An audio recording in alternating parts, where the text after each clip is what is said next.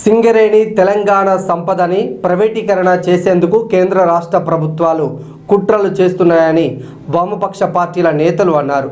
సింగరేణి సంస్థల వేలం పాటను నిలిపివేయాలని డిమాండ్ చేస్తూ ఖమ్మం కలెక్టరేట్ ఎదుట ధర్నా జరిగింది. ఈ క్రమంలో కేంద్ర రాష్ట్ర ప్రభుత్వాలకు వ్యతిరేకంగా నినాదాలు చేశారు.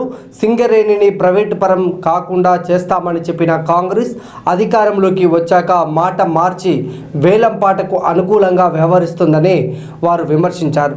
సింగరేణిని కాపాడుకోవడం కోసం దశలవారీగా ఆందోళన చేపడతామని వామపక్ష పార్టీల నాయకులు స్పష్టం చేశారు.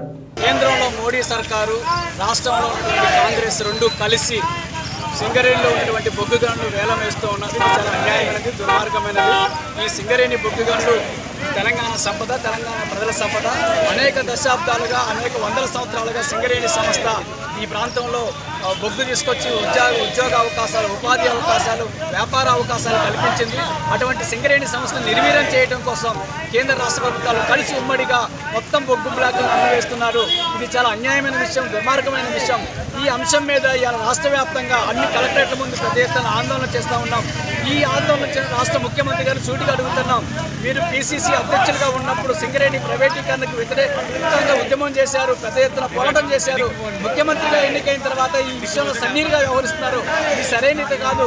మోడీ సింగరేణి ప్రైవేటీకరణకు వ్యతిరేకంగా మీరు అఖిల పక్షాన్ని తీసుకొని ఢిల్లీకి వెళ్ళాలి.